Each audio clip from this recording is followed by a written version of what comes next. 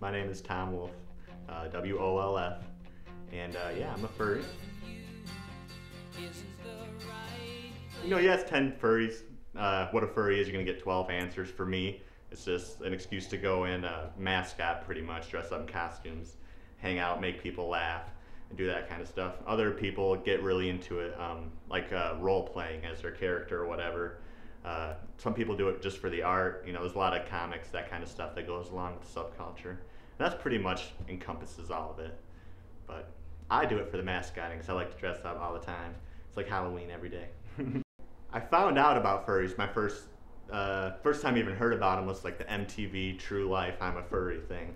Probably back in, I want to say, 2001 is probably when it aired and when I found out about it. And at the time I was working at Chuck E. Cheese, and my favorite thing to do there was to be Chucky. You go dress up, everybody likes you, you make 50 kids days because they see Chucky, and you have like a lot of fun doing that. And then so when I seen that episode, I was like, holy crap, there's people just like me that like to dress up in costumes and go have fun and do different things. So that's how I got into it.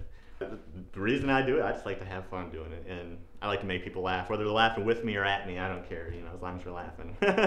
Well, when you're in costume, you obviously can't talk, that much. People can't hear you, so you have to exaggerate your body motions a lot more than you would normally, because you're in a big suit and all of a sudden. So just different things like come give me a hug or something, or different things like that. But it's just something. It's easier to work with props when because you can't usually talk, and if you do, people can't hear you.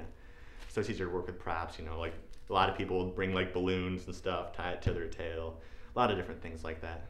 The little kids always like it. I mean, they're always so happy. They're like, oh my gosh, you go give them a big hug or something, and they laugh, and parents are all cool with it. My grandpa used to raise skunks when I was younger, so that was always like a fond memory of him. So of course when I was like, well, I'm gonna be mascotting and stuff, I'm kind of getting into the furry culture, I was like, well, yeah, I'm gonna go with the skunk. So that's what I went. I'd say most of the people are either foxes or wolves, and generally I'd say that's probably about 50% of the people are one of those two.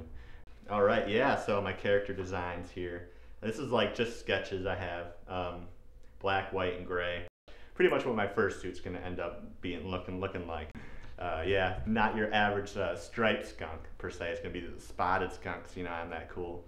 But the process of getting one made, you just have to have it commissioned out, and then generally people just starting out, you can find them on the internet. But people generally starting out, you'll pay like $500–600 for a full suit, and then people with more experience, you're gonna end up paying probably around $1,200–1,300.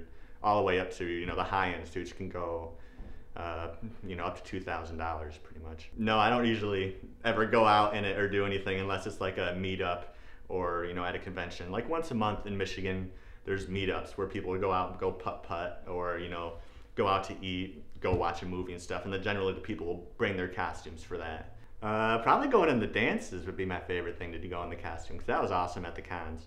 So it's super loud music, and it's like it's techno music, so it's okay, but it's getting really drunk and dancing with a giant raccoon for an hour or something. It was pretty fun.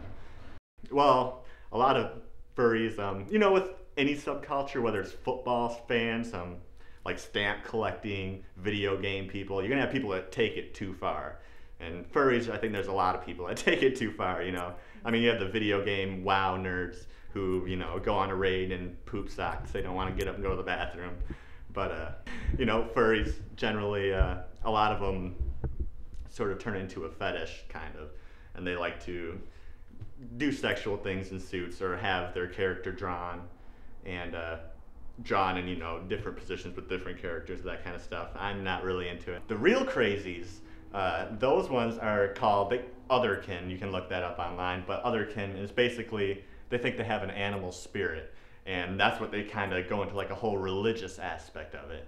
And hey, whatever floats your boat, I ain't gonna judge, but it ain't for me at all. Weird enough, most of the community ends up being, I'd say probably like 75% is either bi or gay, bisexual or gay, which is kind of weird. Mostly more of the males are way more gay than the females.